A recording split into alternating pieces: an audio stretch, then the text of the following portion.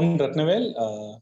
I'm very thankful to Georgie Polytechnic College and my good friend Mr. Don Douglas for inviting me to be a part of this wonderful workshop and handle a session titled Ethics and Self-Development. So I thank the organizing team from GRG Polytechnic College, and I'm very thankful to all the teachers who have joined here amidst your busy schedule. Right. So we'll, as the title says, we are going to discuss about ethics and self-development with our profession, teaching as the background. And this session, I can divide this into 5 distinct parts. First, we'll be having an opening remarks. Then I would like to share you 4 stories. Then we'll try to understand ethics for teachers. There is a very interesting development which has taken over in our academic field, and that is called as cognitive dissonance. So every teacher at every level in education is facing something called as cognitive dissonance. So we'll try to understand what that cognitive dissonance is, and after that we will have the concluding remarks. So this is how the session is structured. We'll have an opening remarks followed by 4 stories. Then we'll have an understanding of ethics from a teacher's point of view. Then we'll discuss something very important called as cognitive dissonance, and then we'll conclude this session. And I request all your wholehearted participation throughout the session. Right. I think it's been a year now. Last year, this time, most of us would not have known there was something called as Zoom, or there was something called as online lectures and online meetings. But it's now 1 full year. The world has gone, the earth has gone around the sun 1 full year, and now we are very familiar with all these online tools. I understand that in afternoon session, asking participants to participate is something a little harsh on everyone, but still, I would like to ask you, the last person in the photo is me. Can anybody identify the other 2 in the photo? You can just type in the chat box. Can you identify the other 2 people in the photo? At least one in the photo. I think one is very popular, one is somewhat popular, the other one is least popular. I am the least popular one, I am on the right. Can you identify the other person? Yeah. The coordinator himself has come into the picture. Yes, that is Rahul Dravid. Okay. So we have 3 people in the photo. We have Rahul Dravid, we have one Mr. Kumaravelan, and the third one is me. What connects all of us is something called a wall. I think all of us do recognize Rahul Dravid is a wonderful cricketer, not only for his cricketing skills, but for his wonderful ethics. Right now, he is the head coach of the National Cricket Academy, and he has brought down stringent rules on age group cricket, which has really reformed Indian cricket. Before Rahul Dravid took over, age test was not mandatory, and there was a possibility of people forging ages. But Rahul Dravid, being the ethical person that he is, made age test mandatory. And after that, he made it a point that any player should play only one under-19 World Cup. Right? If you have played one under-19 World Cup, even if you are 16 or 17, you are not eligible to play another under-19 World Cup because we have such a huge lot of talent coming in. So Rahul Dravid is an ethical person. What connects him to Kumaravelan is the word called as wall. I think most of us would agree that Rahul Dravid is called as the wall of Indian cricket because he's like a wall that is very strong to breach. And when I think about the wall, of course, I think about Rahul Dravid. I also think about this gentleman called as Mr. Kumaravelan. Mr. Kumaravelan is one of the famous entrepreneurs in Coimbatore. He is the co-founder of The Naturals, which is a very famous saloon in all parts of Tamil Nadu. He's now set up his Just Tea, a small tea shop model, which will be emulated all over Tamil Nadu.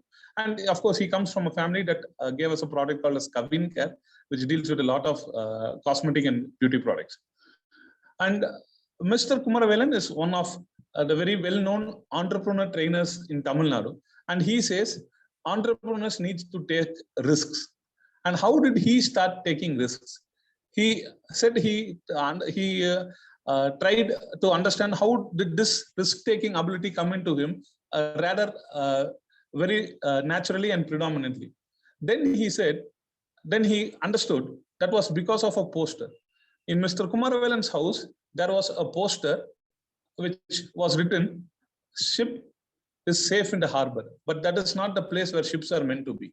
And with this, there was a photo of with this quote. There was a poster with this quote on his wall, and he unconsciously he started seeing the poster every day, and he said his risk-taking ability was because he saw that poster daily, and that poster's content got into his subconscious mind, and then that made him to risk as an entrepreneur. Right? This entire workshop is on IoT. I think this is a different type of IoT, not Internet of Things. This is Internet of a Thing and Internet of a human heart. So that is how he said he developed his entrepreneurial skills, because there was a wall in his house which had a poster which said risk taking is essential. And I also had a wall in my house, and I also had a poster which said, whatever is right may not be popular. Whatever is popular may not be right.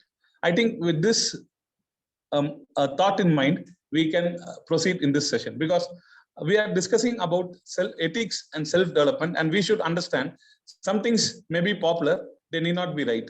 Some things may be right, they need not be popular. And because that was one poster that was in my room for a long period of time, and I think by IoT, it also got into me. And I also believe that things may be popular, but may not be right, may be right, may not be popular. With that thought in mind, let's get into this session. As I promised, I wanted to tell you 4 stories through which I would like to explain to you how I got to know about ethics. And there are 2 different ethics and morals, which we will come to in the later part of the session. The first story I wanted to narrate is a story that happened to me. The first 2 stories that happened to me, they are anecdotes, they are from my life. The next 2 stories are from the world of fiction. So the first story was regarding my project guide. I think all of you would like to listen to the story. I had a project guide in my Masters of Engineering. I completed my Masters in 2003, and I had a very wonderful project guide. She was Jayanti Madam, and she was such a sweet guide. She didn't induce any unnecessary pressures. She gave the proper guidance, and she also let us do the project job. She didn't infiltrate into the work, and she was such a project guide for myself and my friend Gopinath. And both of us were very happy because both of us had different experience in our undergraduation project, and we thought we did the project well. We did the project in a better manner thanks to her guidance. And after the project was over, both of us had this idea, okay, we'll go to her cabin, or we'll go to her house, and we wanted to give her a token of our love and affection, because comparing our UG project, the way she handled us and the way she made us complete this project was, it was harsh. There was a harsh difference. It was totally different. And we thought this should be appreciated. And we genuinely wanted to give her a gift. So we went, purchased a gift, and we went to her house. And she didn't expect us. She received us warmly. She gave us a cup of coffee. And she had a small conversation, and she asked us about our future because our project is over. I told both of us wanted to get into teaching profession, and we discussed this thing. And she said, we were about to leave. We both gave her this gift. She was startled for a moment. She said, "I'll be coming back." And then she sent her husband, and the sir said, "Ma'am, as a policy, does not take any gifts from anyone." We chided ma'am, we chided sir. We told them that, sir, there's nothing. We just wanted to give her a gift. But he said, and she said, as a policy, we will not, or we will never accept a gift from anybody for the academic work then. And we were really rejected. We had to take back, we have to walk back with the gift. And that was the first time I heard the word ethics in my life. And because the husband of madam, he said, "Madam doesn't receive gifts because that's her ethics." That was when when I heard the first word ethics. Is it ethics? It is moral. It is a value. We'll come to discuss this. But I wanted to narrate this story because this was the first time I heard the word ethics. And I think that was a very, very distinct quality of our PG guide, that whatever work she does not accept any gift in return. The second story I wanted to narrate is about a very peculiar teacher called as Dr. Sethu Ratnam. He was my first head of the department. And he had a very, very peculiar habit, a habit that made me cry, right? He used to prepare wonderfully. Say this incident should have happened in 2004 or 2005. I'm 16 years old as a professor now. And he was such a wonderful teacher. His preparation was so beautiful, right? He would take a wonderful sheet. He'll have 3 pens. He will beautifully prepare each and every lecture, and he will tag them and put them in a file. But the problem is, after the entire course is over, after all the entire course is over, his notes will be so beautiful. It will be such a treasure that you need to keep it in a library. Any young teacher or even students, they can just go through the notes, and they will get such a clarified and there's such clarity and such depth about the subject. But what he will do is unimaginable. After finishing the course, once he is done with all the 45 lectures required for the course, Dr. Sethu Ratnam, in front of everyone, will tear the entire lectures, put it in the dustbin, because he said he should not be tempted to use the same lecture again if he's going to take the same course again. Or even if somebody else is going to take the course, he or she should prepare the course individually and should not use his course as a reference. Mind you, this was not about giving his material as a reference. He wanted to prepare uniquely for every course, right? He didn't want the same material to be repeated for another course. Any course, he has to prepare materials from scratch, and then he has to build it on. He followed this policy for his 40 to 50 years career teaching, and that gave me tears. And he also told me, this is my ethics. You don't try to advise me, or you need not have to feel.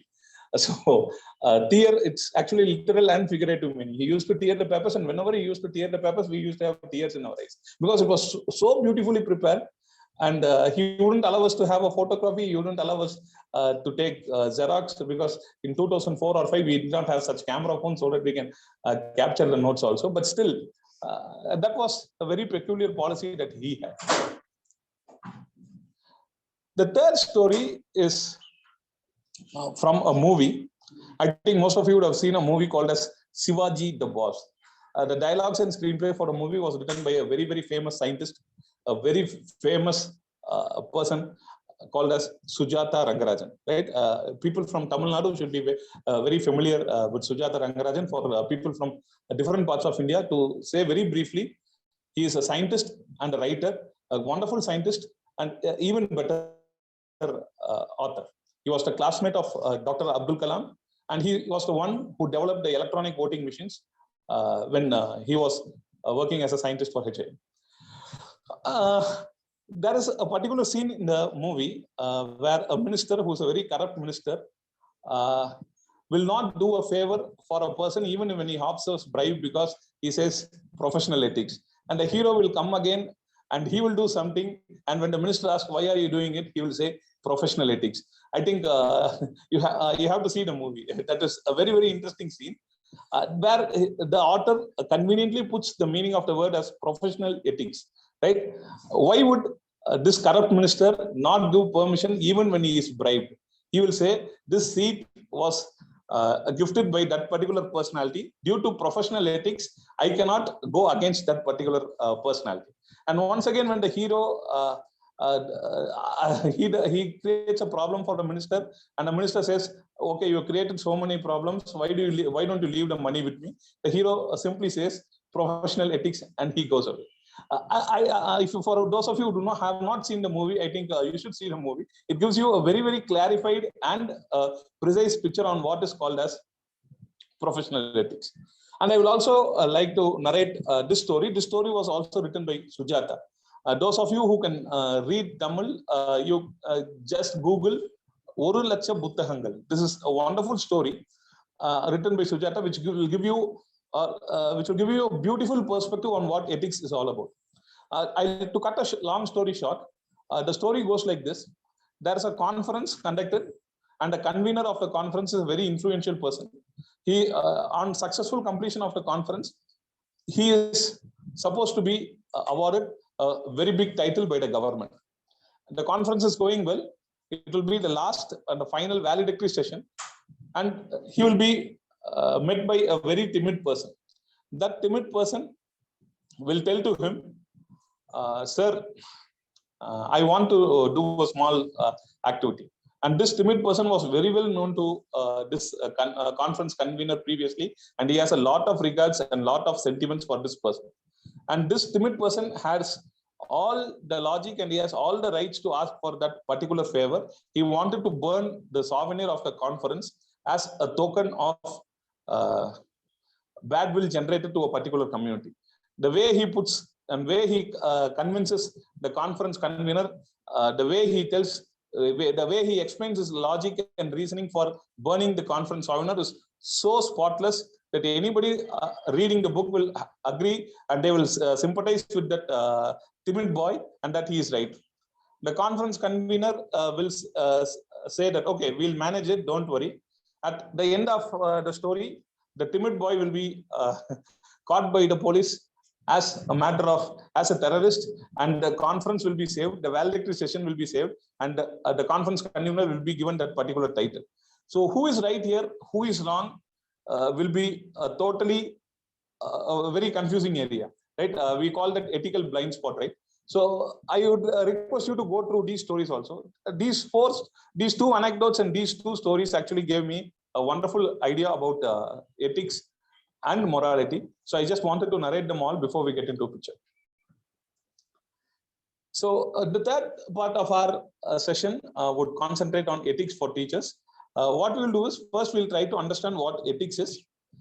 There are some ethical components of teachers which we will study. There was a survey conducted on teachers and their ethics. I will try to share the results of the survey with you. And we'll try to correlate how ethics is useful for self-development of teachers, right? This is the third part of our session.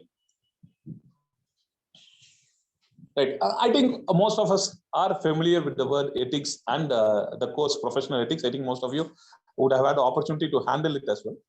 So ethics basically is from the Greek word ethikos. We know English people, they are good at many things, but they're very bad at naming. So whatever name English scientists give, they are either from Greek or from Latin or from Spanish in some extent. For this word ethics, the word came from Greek, right? The Greek word ethikos. What does the Greek word ethikos mean? A set of moral principles. A set of moral principles. I studied in a place where the theme of the education institution was character is life. Education is character building. So what is ethics? What is character? What is morality? We need to know the difference between all these things very precisely. See, ethics is concerned with what is good. This is the dictionary definition of ethics. Ethics is concerned with what is good or bad for individuals and society, and is also described as moral philosophy, right? So we first understand a term called as ethics, which is developed from the Greek word ethikos, which literally translates to a set of moral principles. What are these moral principles? These moral principles are also known by a word called as character. And I studied from an institution where the theme of the institution was character is life. And that education is not providing you knowledge, it is building you a character. So what is ethics? So ethics, if you go by dictionary, it is considered as what is good or bad for individuals and society. And all of us would remember in our school, we studied subject called as moral science. And how different is this moral science and professional ethics? Morals often describe one's particular value concerning what is right and what is wrong. While ethics can refer broadly to moral principles, one often sees it applied to questions of correct behavior within a relatively narrow area of activity. I was narrating you the stories of my PG guide and my first HOD. You will understand the PG guide, it was her moral not to accept a gift. Can we apply this moral to every teacher in the department, every teacher in the institution, every teacher in the state, every teacher in the country. If we do that uniformly, then that can be called as ethics. Right? Moral is one person's right or wrong. Ethics, however, is trying to paint a collective picture of what is right or wrong. And that is why morals is very, very easy, whereas ethics is a very, very tricky and trivial subject. I told you about the professor who used to tear his course materials so that he will not use it again. That is a very high morality if you look at from his point of view. For another teacher, that may not be correct. If we ask all teachers to tear their course materials once they complete the course, then I think that will lead to some amount of revolution or madness. So moral is one person's particular values, while ethics tries to develop a common set of values which everybody can practice. And that is why ethics becomes a very, very trivial subject. Teachers are supposed to be more ethical than the rest of the society, right? Because teaching is a noble profession. We all know teacher is seen as a role model. Any student imbibes qualities by IoT or by something else, by a special IoT through his Mada, Pita, Guru, Devam in this particular order. The first role model of a student or anybody is his mother and father. And apart from mother and father, he looks upon teachers as their role models. So we have to be, there is no option. There is an absolute necessity for teacher, particularly in these troubled times, to be a role model. Because as per the survey, whooping 60 to 70% of students, of children, do not see their parents as role models. Another whooping data is 20 to 30% of students studying in schools in Coimbatore, which is a tier 2 city in India, have single parents. That means their parents are divorced or separated. So in these troubled times, it is absolute necessity for a teacher to become a role model. This is not an option. Every teacher should be seen as a role model, or every teacher should be in such a manner that at least one among your 50 to 60 students should see you as a role model. And teacher should have a pleasing personality. Should there be a formal wear for teachers? Well, I studied in a government college for 2 years, and after studying in a private colleges for 4 years, I can see the stark contrast in the dressing styles of teachers in private colleges and the teachers in government colleges. Does this dressing style have an effect on the students? Like teachers should have a pleasing personalities. Many institutions institute that the teachers should wear ties. Many institutions institute that teachers should come in formal. But I do have conflicting agreements here, because I had some wonderful teachers who didn't care about what they wear and how they dressed for the public. But I think in general, teachers should be role models in their dressing styles too.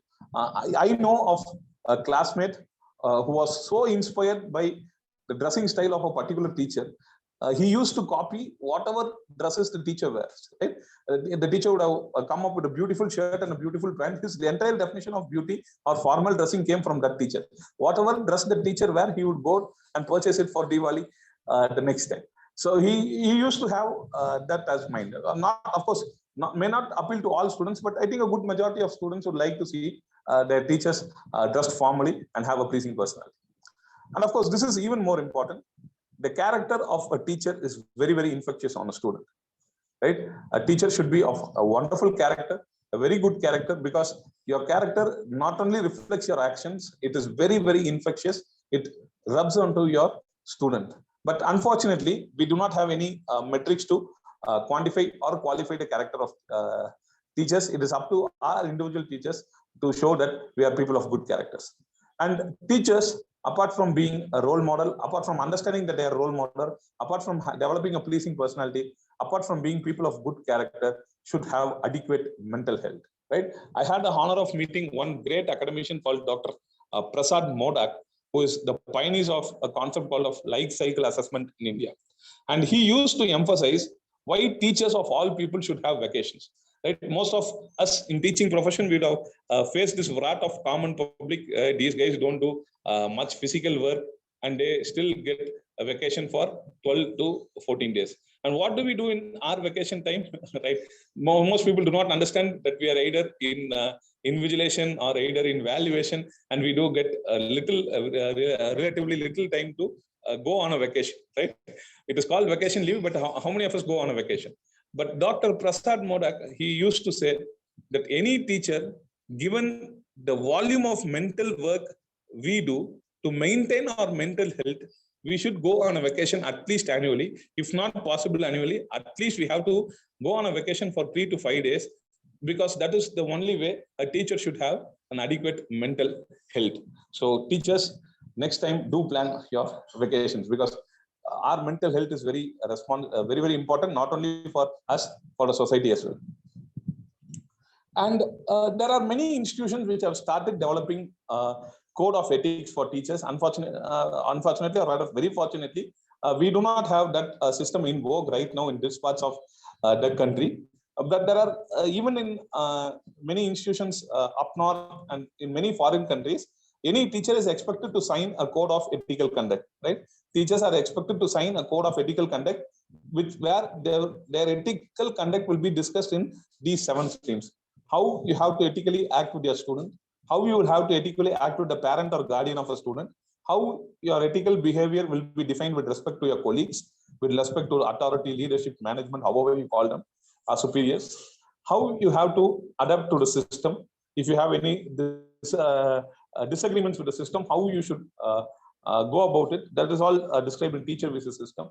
In teacher versus society, as I told you, we are role models.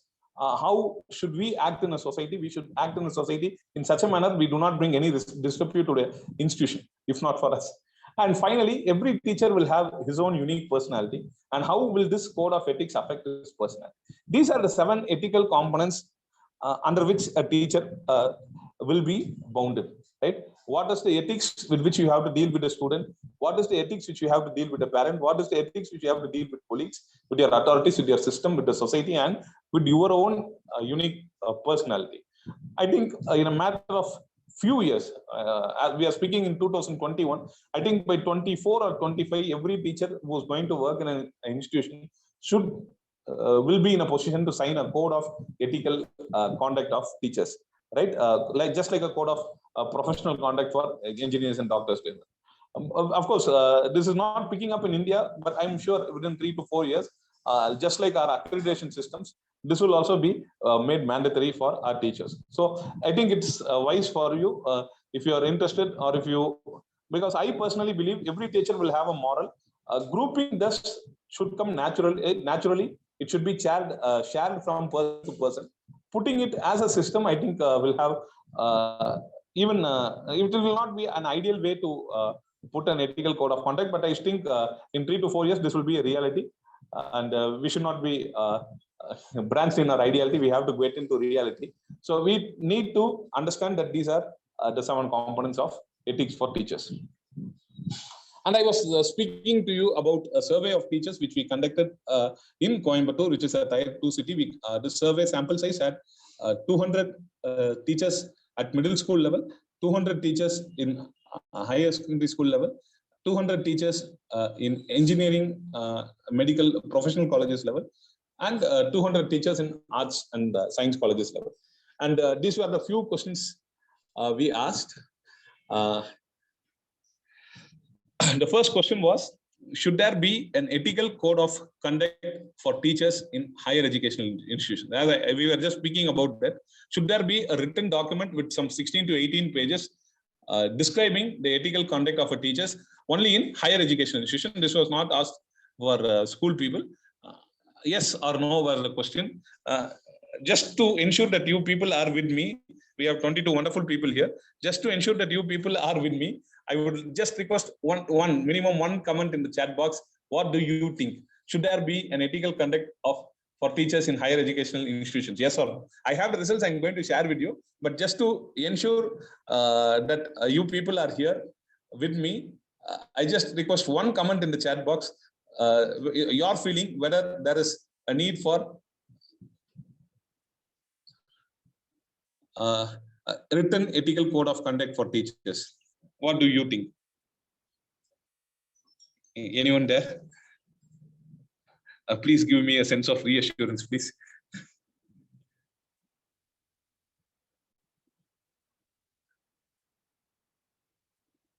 Yes. Okay. Thank you. Thank you very much. Yes. Should there be an ethical code of conduct for teachers in higher education institutions? The survey taken among 400 teachers, higher educational teachers in Coimbatore, out of 400 teachers, only 33 teachers voted yes.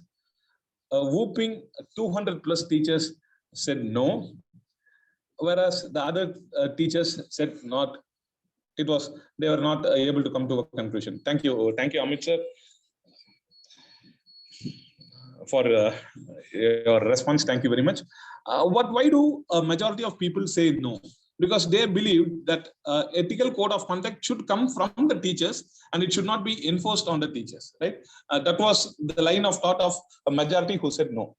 Where is the ethical conduct of teachers more important, in school or college? Actually, we got 48% for schools and 52% for colleges. So we couldn't come to a conclusion. Should there be questions on character of teacher during post-course surveys? Once a course is completed, we do take feedback from students and we take on the academic ability of the particular teacher. Do you think it is necessary to have some measurement on the character of a teacher during post-course surveys? Because the favorite teachers are not the ones who are most academically proficient. Rather, we come to understand the favorite teachers of many students are those who have a peculiar character which attracts the students. And out of these students, out of these questions which asked to teachers, 67% of teachers said, yes, we need to measure the character of a teacher also during a post-course survey. Do teachers believe that they have appropriate morality for the profession? Very, very happy. 89% of teachers said they have the appropriate morality for the profession of teaching. 6% did not want to say, and I think 5% were very humble that they said no. And we also asked certain questions to them. I think these questions you can ask to yourself and to your department also. Do you practice personal hygiene and cleanliness? What is your expectation from your colleagues and students in terms of personal hygiene and cleanliness? The second question is this was a question which got a lot of mixed results. The first question, I think we got an upfront answer. Most of the teachers believed in personal hygiene and cleanliness, and most of them had the same expectations on colleagues and students, and none of them had a problem in case of personal hygiene because they felt that almost all students and their colleagues had a good personal hygiene regime itself. This is the second question that put us into a lot of trouble. What percentage of your planned preparation goes into your original preparation? How do you react when it is very less? We had all the values from 50 to 100, right? From 51 to 100, we had all the range of values. So we understood that there are teachers who put 100% of their preparation into their original preparations. There are teachers who admit they just put 50% of what they prepared into their classrooms. And how do they react when it is, say, 50% or 60% or 70 people? Most of the teachers get disappointed. They get into a depression. They need a break. They go for a cup of coffee. They take a break. They don't do some activities. Some of them go and pray. Some of them have a few students with whom they clearly share that something went wrong. So there are different methods each teachers have to deal with this particular problem.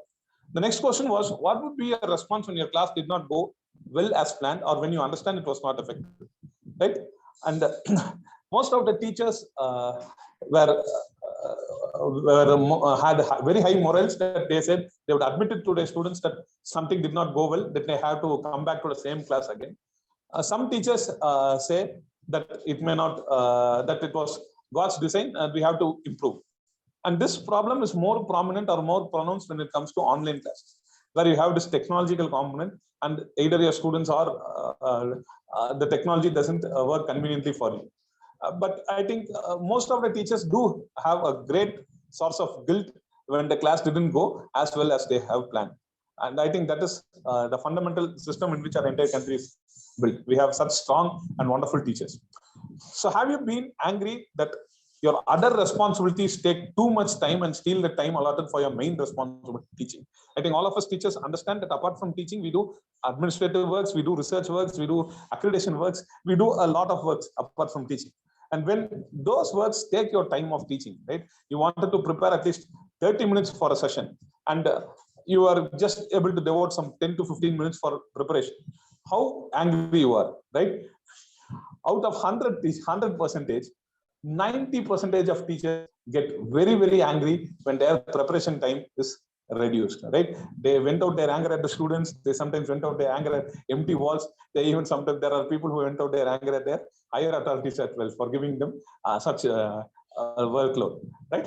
But still, the anger is very, very prominent when teachers are taken time, the preparation time is removed, the teachers do get angry. And that is once again reflects the ethics of teachers and morality of teachers. And what is their attitude towards rule breakers, those who break rules unknowingly and those who break rules wantedly? Most of the teachers wanted punishment for people who break rules, whether they break rules unknowingly or wantedly, that doesn't come into the picture. For those who break rules unknowingly, punishment is recommended by 62% of teachers, and only 38% of students, teachers wanted to give them a reprieve. Whereas for those who wanted to break rules wantedly, 88% of teachers wanted to give them stringent punishment. And as I told you, a teacher has to be high moral. We asked this question related to morality of teachers as well. Do you watch pirated movies or do you support piracy in any form? Do you help students who are in need of finances or sustenance? Because these are the things that will help a student find a role model in a teacher. Do you feel jealous when some teachers are more popular with students, or do you feel superior when you are more popular than most of the teachers? This was a very, very interesting question. I think you should ask all these questions to yourself. Once you have a department meeting, I think you should spend some time discussing these questions also. How do you react to your professional success and failure? How do you react to the success and failure of your students? Because sometimes our professional success is mostly related to the success and failure of our students. So how do we react when we are professionally successful and professionally, or as per professional definition, we fail? So how do we react when our students succeed or when students fail? Do we have this ability to treat the imposters' success and failures with the same mindset? That is very, very important. That is where most of the students find their role models. Do you judge people differently based on their food habits, based on their sexual orientations, based on their devotion or belief on God? Because very slowly, as we are evolving as a society, all these things are creeping in to change the group dynamics. And the last question, I think I should not be asking it, but still, I think given the magnanimity of things that are happening, have you ever been attracted to a colleague or student? What would be your opinion on knowing about such a development in your campus? We had very succinct answers for most of these questions in the teachers survey. I don't want to share the answers with you. I just want you to ask these questions among yourselves, among your department, so that you can come to understand the group dynamics and the sense of ethics that is prevailing in our department. Right? I think we have a chat. Yes, Amit sir says this anger due to decrease in preparation time affects delivery of knowledge. That is, the outcome automatically turns low. I think we have to agree with Amit sir. Of course, we do have a lot of responsibilities as a teaching professional, but our main responsibility is to deliver the lecture as per our course plan, right? We have a course plan. We should have planned 45 lectures as per the course plan. We have to ensure that the main responsibility of us is to ensure that all the 45 lectures for a particular course are designed wonderfully and delivered wonderfully, much to our satisfaction. I think that gives us the greatest satisfaction. And when other responsibilities do take our preparation time, then I think definitely most of the teachers get frustrated and anger. So it is up to the heads at various level to ensure that every teacher has sufficient preparation time. So I just want you to go back to your department, ask all these questions to your department, and I think that will help us understand the sense of ethics that is prevailing in our particular department. And when I try to bring this ethics and self-development together, as I told you, everybody will have morals. Most of us may not have listed the morals. Most of us may not know our morals. But once we have a common set of morals, which is called as ethics, how does it help in our self-development, right? This is a very famous quote from Abraham Lincoln. When I do good, I feel good. When I do bad, I feel bad. That's my religion, right? Very, very simply, he said that whenever he does good, he feels good. Whenever he does bad, he feels bad. I think teachers can relate to this quote very well. When we do good or when we teach wonderfully, I think we will be the first person to know. And when we know that we have delivered that in the classroom or somewhere else, I think we'll be the first person to know. And that's our religion, right? I think as teachers, we should be very, very convinced in that particular fact. And excellence, as Aristotle states, is an art won by training and habituation. Excellence is not an act, but an habit. So how do we become excellent people? We deliver excellence consistently when we are in the higher levels of development. And when do we have this higher levels of development? An inclination towards high morality and professional ethics is indispensable for the self-development of any professional. It is more so in case of teachers. See, engineers are professional, doctors are professional. Any professional needs to have high morality and professional ethics to ensure that his development is on the right track. It is more so in the case of teachers because we are dealing with the next generation of people. And all of us know, India is in such a demographic dividend where a great 55% of people as of now are less than 18 years of age. And once they become old, they will be the trendsetters of the world. So as teachers today, we have so much responsibility, and our self-development is definitely inclined to us practicing morals or ethics. When we practice morals consciously, we get into self-development. When there is gap or void in our definition and delimiting our morals, a group code or professional ethics can definitely help us in developing ourselves. And when we develop ourselves, we not only develop ourselves, we also develop a generation of students who are going to build a nation. Okay, we have a question from Amit sir. Amit sir, do put in the questions. We'll take them towards the end of the session. And thank you very much, sir. Your chat box and your chats definitely gladdens my heart and shows that this session has reached teaching professionals. Thank you very much. Now let me, after understanding about ethics for teachers, I am going to tell you something, a very, very important term called as cognitive dissonance, right? Most of us would not have heard of this term, but I want every teacher who is attending today's meeting to understand something called as cognitive dissonance.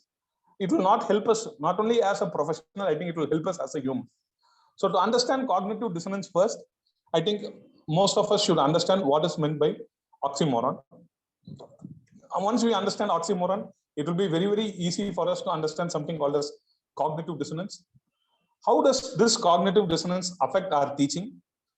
And how does it, what can we do to reduce our cognitive dissonance, which is rather a deterrent in our teaching process?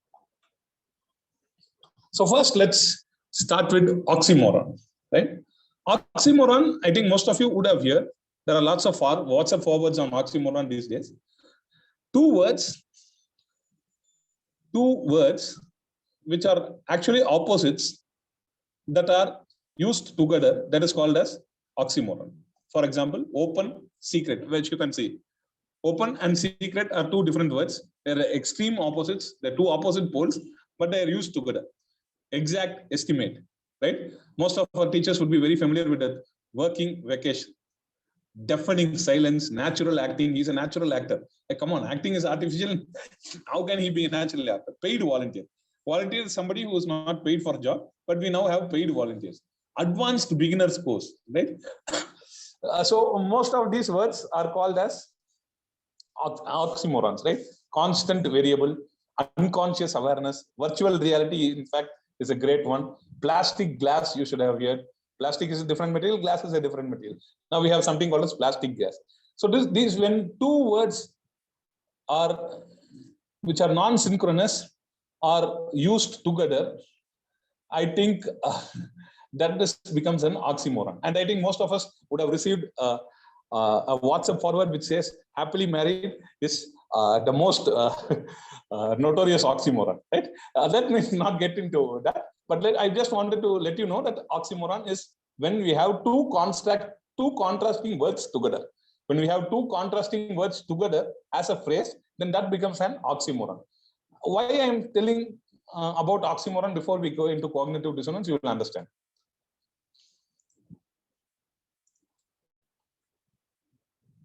What is this cognitive dissonance? Let me read this very carefully for you. The term cognitive dissonance is used to describe the mental discomfort that results from holding two conflicting beliefs, values, perceptions, or attitude, right? When you have these two conflicting beliefs, oxymoron was a word that has two conflicting words, and yet it could sustain as a phrase. But throughout our life, or particularly throughout our career, we will be having a set of conflicting beliefs. We'll be having two conflicting beliefs. We'll be having two conflicting values. We'll be having two conflicting perceptions. We'll be developing two conflicting attitudes. When we have these two, and when these two are conflicting, that triggers a dissonance or a frustration in our mind. This is more so in this particular trivial period. And this will also become cognitive dissonance when your action is not consistent with your belief. When your action is not consistent with your beliefs. For example, you are a strong believer that bribery is a bad thing to do, right? You are a strong believer that bribery is a bad thing to do, right? You go to a cricket match, you do not find any ticket, but you understand that if you pay an extra bribe of 30 to 40 rupees, you will get a ticket. You have brought a friend along. At that point of time, most of us, what we would do, okay, we brought a friend, let's have a time, we shell out that 40 rupees, but our belief is bribery is wrong, but what we do is actual bribery. I think most of us who are into teaching professionals, at some time, you will act in a manner that is not consistent with your beliefs, and sometime you will be holding two conflicting beliefs, values, perception, or attitude. And we are living today in 2020s where cognitive dissonance cannot be neglected. Cognitive dissonance was there. It was invented in 1952. It was there throughout, right, as a theory. But we've been neglecting this cognitive dissonance for so long. But I think we should understand that every teacher or most of the teachers are subjected to cognitive dissonance, and we need to find out a personal set of ethics, or we need to find out some ways in which we reduce the cognitive dissonance that develops into teachers. Why we should reduce the cognitive dissonance that develops into the teachers? It is because teachers are more frustrated with cognitive dissonance than any other profession. See, you would see a policeman, he would be a very fair person. But if his police machinery, his seniors, his superiors, they ask him to behave because police is a work of great subordination, then that particular policeman will be frustrated. A doctor wants to operate a patient, but there are very strict rules that he should operate the patient only after he gets his money. That doctor will get cognitively dissonant. Teachers, there are umpteen situations for us in which we can become cognitively dissonant. The problem is the frustration a policeman faces, the frustration a doctor faces, and the frustration a teacher faces varies. Right? A policeman faces minimum cognitive dissonance. A doctor faces average cognitive dissonance. A teacher faces the maximum cognitive dissonance among the professions that were measured. So we should be very, very careful. As this flowchart correctly explains, there is something called as action, there is something called as belief, right? When we act in a way that is not consistent with our belief, then we get into dissonance. And we have to ensure that this dissonance, which helps us generate frustration, is reduced. So how can we do this? We can either change our belief, we can either change our action, or we can either change our action perception, which will bring down the dissonance, right? I would request you, if you have free time, if you find this very interesting, there are lots of articles, lots of case studies regarding cognitive dissonance. As teachers, I think almost all of us should be aware of this particular phenomenon. I will give you a very practical example. There is one person whose belief is smoking cigarettes is unhealthy, right? But as action, he starts smoking cigarette. There is an unpleasant tension state. in his mind, his awareness, because there's an awareness that his belief and action are inconsistent. So how to find a solution? He has to change his action, right? Smoking cigarette is unhealthy, so he doesn't smoke cigarettes anymore. Now his belief and action are both consistent. Or either then he has to change belief, right? This is rather a very simple thing to do, but this will reduce the dissonance. And once the dissonance is reduced, we'll be having more peace in life. The research on smoking is not conclusive. Once there's a conclusive research that your health gets damaged due to cigarettes, then until then, I will continue to smoke cigarettes. Now, his action and belief are once again on the other direction, but they are both consistent now. So we have to ensure that this consistency between our belief and action, right? That is cognitive dissonance. When do we encounter cognitive dissonance as a normal person? Smokers and non-smokers, meat eating, fighting back exploitation, piracy, pollution, dealing with fake information, all these things, all these times we will definitely be under cognitive dissonance, right? And when it comes to the choice of our children versus the choice of our lives, we believe that most of the times our action and beliefs need to be consistent at our level. When it happens to the next generation, our children, I think most of us do get into, we sacrifice our beliefs to ensure that the lives of our children does not get affected. That is where most of us do get into this cognitive dissonance problem. And today, cognitive dissonance has become such a wonderful item of study. It is used by influencers in stimulating our choice in a purchase online and even in elections. I've been getting a couple of comments. I thought I would ask for you people, but if anybody is interested, you can definitely share your cognitive dissonance on this. Right? Most of us know the picture in the left depicts Dronacharya, and you can see Ekalaiva there. Dronacharya wanted Ekalaiva to cut his finger, and we all know the story that happened. Now, let us get into the mind of Dronacharya. Let us get into the mind of Dronacharya, who is supposed to be a great teacher, a teacher par excellence, right? He has a belief, he has an action, right? What made him, or what will be the amount of cognitive dissonance Dronacharya would have felt when Ekalaiva cut his finger as an offering for his guru? People who read Mahabharata would know Ashwatthama, Dronacharya's son, never spoke with Drona after this particular incident. He felt very bad about his dad, and he thought of his dad as a very cruel person.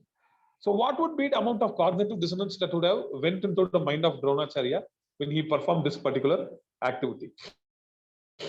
The next person, right, you will see is a very, very famous cricketer, the first cricketer to ever play cricket from India. Of course, he did not play for India. He played for England. He was Ranjit Singh. And we all know that India's major cricket tournament is named after him, the Ranji Trophy. But we are all very happy because most cricket fans are happy because we named this after the greatest. He was the first cricketer to play from India. Though he played from England, he was said to be one of the greatest cricketers to have played for England. Even in his first match, he scored a century and changed the result in favor of England, right? And he was the inventor of leg glance, which is one of the most beautiful strokes in cricket. But there is another point where Ranjit Singh Ji, he was a Maharaja, and he believed that India was not a country to be given independence, right? India needed British rule for at least for another 50 to 60 years, and he said India was not ready for independence. So now we have this cognitive dissonance.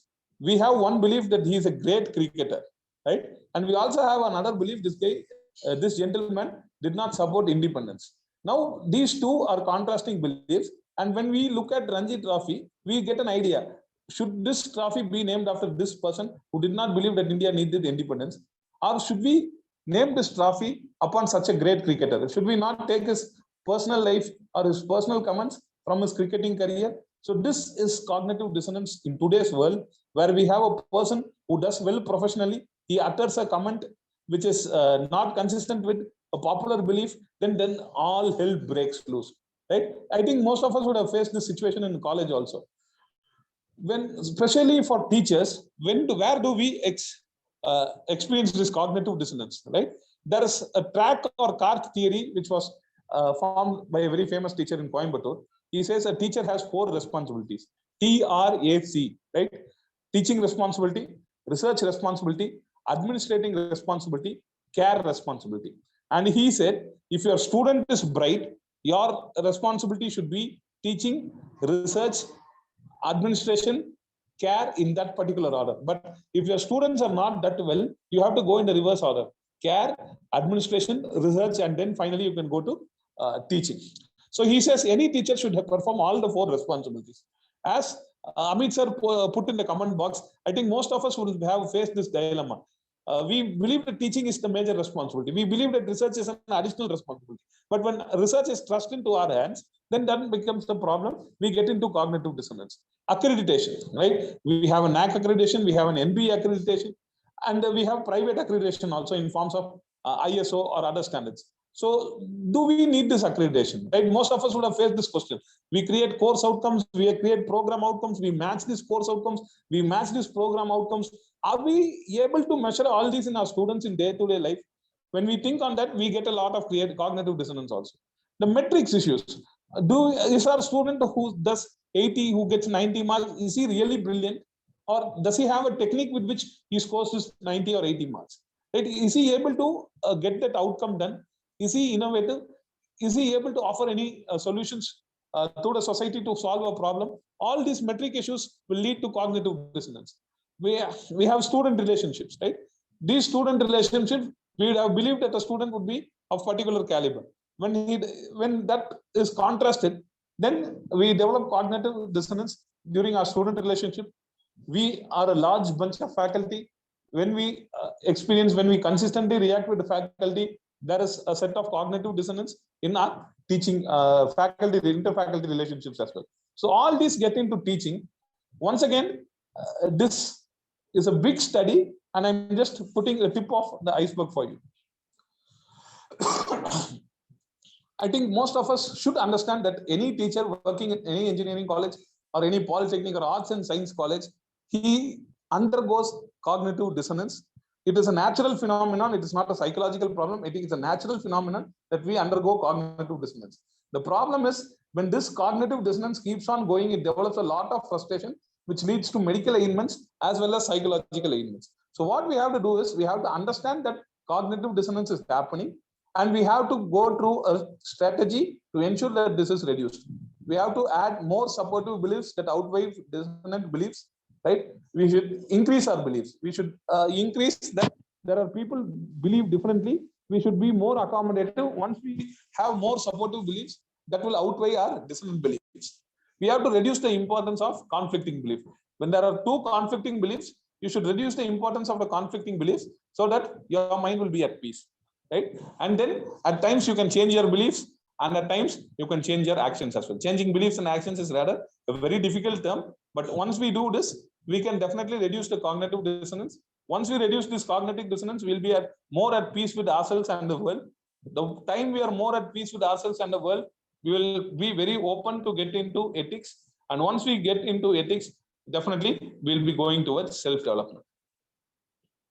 Right? This is once again an example of how a cognitive dissonance occurs and how it can be reduced. Right? Attitude, domestic abuse is bad and no one should put up with it. Behavior, I continue to stay in an abusive relationship in my home. Right? So how do you reduce dissonance? Here he changes his attitude. My partner does not mean to hurt me, so it is not really abusing. Right? Once he abused me, he did not mean it. It came out as a fit of anger. So it is not really abusement, right? I changed that attitude. So I'm not in an abusive relationship. So there's no reason for me to leave the relationship. So just one small change in that belief, right? There was one small change in the belief that the partner did not mean to hurt him. So it is not really abuse. Just put this question among a student and teacher, right? Assume that a teacher abuses a student. Teacher abusing student is bad, right? I mean abusing by bad words, using expletives on the student, right? And the student continues to stay in abusive relationship, then there is a cognitive dissonance among both the teacher and student. And once this is reduced, Once you understand that, once a student understand that the teacher didn't mean it, it came out as a fit of anger, he's very happy. Okay, the fit of anger is over. The teacher is now not angry with me. And now you also understand, okay, I was angry. The student does not deserve that blowing down. So I'm not, there is no abusive relationship anymore between the teacher and the student. Right? This is how you have to reduce dissonance. And once you reduce dissonance, that does a lot of good to yourself and to your entire relationships. This is once again a theory on how you could reduce your cognitive dissonance. Most of us have inherited beliefs and we have experienced a few things in real, right? Abel type, Cain and Abel is a very famous novel. I think most of you would have read it. Abel type reaction is when you close down the experience, you do not consider the reality and still believe the belief. Cain type reaction is when you change your beliefs according to reality. So most of us will be having beliefs and most of us will have to face a reality which are not consistent with each other, right? The only moral, the only ethical way out is either Abel type, where you don't consider the reality and stick to your beliefs, or you go by the Cain type, where you stick with the reality and let go of your beliefs. In this way, a perfect response would be to have an integrated belief, which is based both on your inherited belief as well as the experienced reality. So my timeline was today, as I told you, was to give you an opening remark where we discussed about having a wall poster. I would request all teachers to have a poster in your home or in your workplace with your favorite quotation. By IoT or by any technology, I'm using the word IoT because this is an IoT workshop fundamentally. That thought will somewhere get into your mind, right? I experienced that. Mr. Kumaravelan has experienced that. I would recommend all of you to have your favorite quote or something that you find very, very interesting, very close to you. See that every day. And I think that will definitely get into your subconscious mind. And I also told you stories about a teacher who did not accept any gifts at any circumstances. A teacher who wanted to prepare uniquely for every course so that he tore up his beautiful course. I told you about a corrupt minister who is a very corrupt person, but he will still not accept bribery because he finds himself grateful to a particular personality. And also about a conference organizer who excludes honesty just to save face on that particular conference. So these are all conflicting stories of ethics and morals. I think we went on to understand what ethics definitely means. We understood the various dimensions and components of ethics for teachers. And we asked different questions on forming a framework for teachers. I will still tell you a professional code of conduct for teachers. It may be good, it may look good, it may sound good for all professions, but for teachers, all of us have some moral values. Once we get together as a department, all of us, these moral values should pass on to each other in an not in a very systematic way. I think all of us will start learning from each other once we are there for a particular time. So this should be a natural phenomenon and not a forced phenomenon through a common ethics code of conduct. But that is my belief. The reality is different. We have to prepare ourselves for an ethical code of conduct for teachers. So when our beliefs and when the reality is different, we get into something called as cognitive dissonance. Right? And we were discussing about cognitive dissonance. We understood first what an oxymoron is. An oxymoron is where two contrasting words come together. And all of us have two contrasting beliefs. All of us have a contrasting belief and a contrasting action. And all of us encounter something called as cognitive dissonance. I think very soon, this cognitive dissonance as a phenomenon should be studied for teachers because teachers are the most affected professionals by this term called as cognitive dissonance. And we get a lot of cognitive dissonance in our day-to-day professional teaching life. So I wanted to give you an outline on what is cognitive dissonance and how we can reduce the cognitive dissonance, because a teacher is the most valuable resource of a nation. And the most valuable resource of a teacher should be an open and peaceful mind. And to ensure that open and peaceful mind, we should understand that there is something called as cognitive dissonance that is developing very much of late. And we should consciously understand this, and we should consciously try to reduce this cognitive dissonance so that we have an open and free mind. And with this, I come to my concluding remarks. This is actually Dr. G. Lakshmipati, a very famous cardiologist and a very, very famous humorist from our part of world, Coimbatore. Right? He has written a lot of humor books. He's a medical doctor, but he's a wonderful humorist, right? One of my gurus, Dr. GL, always used to have this theory. And that is why when I say this theory, I get into cognitive dissonance myself. Right? Dr. GL always believed that the worst prisoner would be a policeman, right? If a policeman gets into jail, he will be the worst behaved jailer, a person in jail. If a doctor becomes a patient, because he's already been a doctor, he'll be the worst patient, right? In a similar vein, Dr. GL used to joke, the worst thing or the, what do you say?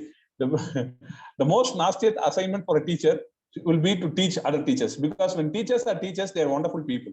When you convert teachers into students, they'll be the most dissatisfied students, because they already know what teaching is, right? And to undertake a session for teachers is always a challenge, because I believe that I am a good teacher. That is one of my beliefs. And I also believe in Dr. GL's theory, which is teachers turn into be the most desolate students. So with this cognitive dissonance, I also present my observations on cognitive dissonance, ethics, and self-development for teachers. I think we had 22 people at the start, and I think we have 26 people now, which I think is a very good metrics to understand that the session was not boring enough. But I still, your remark will be the final. I hope I did justice for you. I should thank the organizing team from GRG Polytechnic, the participants of this IoT workshop, and all enablers to help me provide this session to you. If I have a few questions, we'll be definitely answering them before I hand back to Don. Right, we have Malati ma'am asking for feedback link. I understand, ma'am, that is very, very important. I think once the session is over, the form link will be posted. I thank Dr. Piyush Vishwakarma sir for his compliment.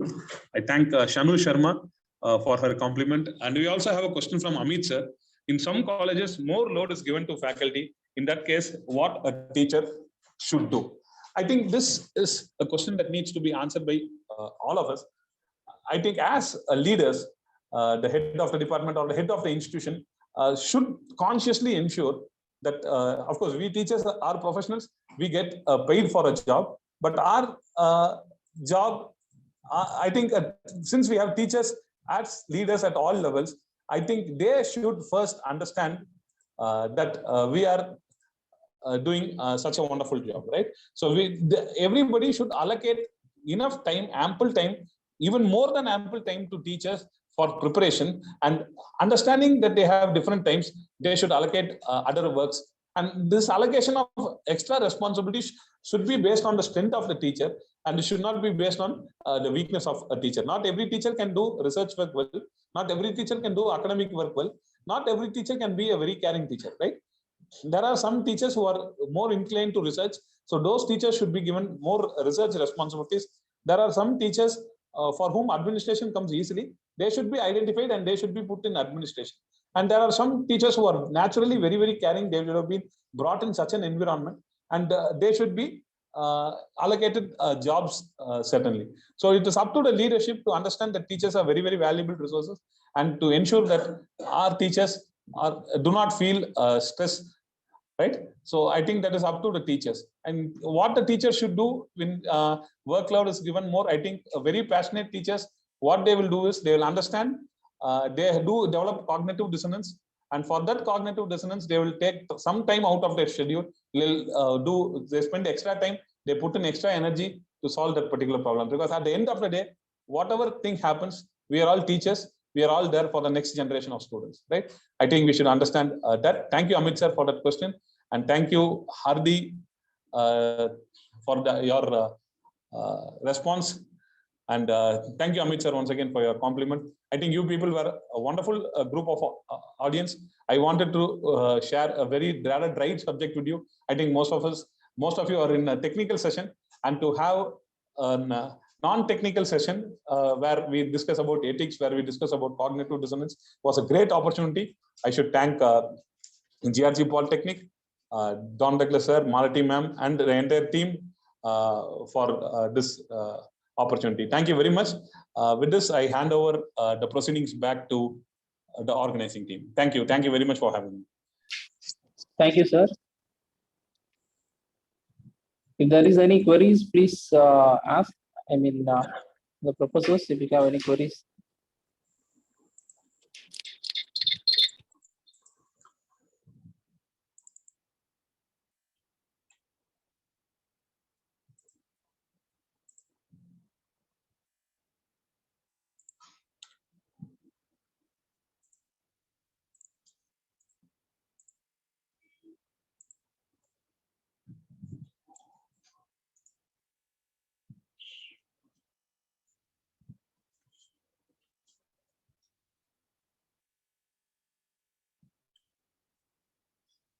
Okay, in case of no queries, I think I would like to thank everyone here.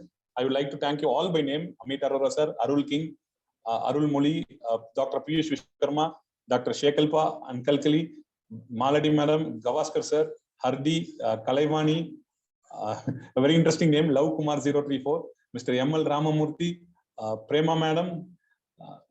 I like to thank Priyadarshini, Satvika, Shanu Sharma, Sham Karma, Uma Maheshwari, Venkateshwaralu, and Vijay Kumar, and Ilan Jiran, Kavita Sridhar, Kumar, Vijay Menaka. I would like to thank every one of you for being with us throughout this session. I think I understand that this was not a technical session, and this was rather a very trivial topic. I just wanted to put it. I hope I had been useful, informative, and interesting. Thank you, Arul Mali sir. Thank you, Manali ma'am, and thank you, everyone. Thank you. Thank you, Shekhal Palman. Thank you, Shanu Sharma sir. Thank you, Pon Rathnaveli sir, for being with us today. You have accepted our invite despite of your busy schedule. You have been with us since last STTP, sir. Thank you for accepting our invite. Whenever we need your help, you have accepted our invitation. So thank you for being with us, and you have given your best in your session. And I request all the participants to thank our session chair. And the feedback link will be posted in our WhatsApp group due to some technical problems occurring in my system computer. I'll share the feedback link in our WhatsApp group. So thank you all for being with us today. So that's it for today's program. Now I request all the professors and participants to be back on Monday morning, 9:15 a.m., day 6 program. Monday, we have 2 technical sessions followed by online assessment. And at the end of the day, we have valedictory program by 3 o'clock. So overall feedback, everything will be shared in the valedictory program. So be attentive, and I request all the participants and professors to attend the program by day 6 on Monday morning, 9:15 a.m. Thank you. Now we shall leave now. Thank you. Thank you all. Thank you.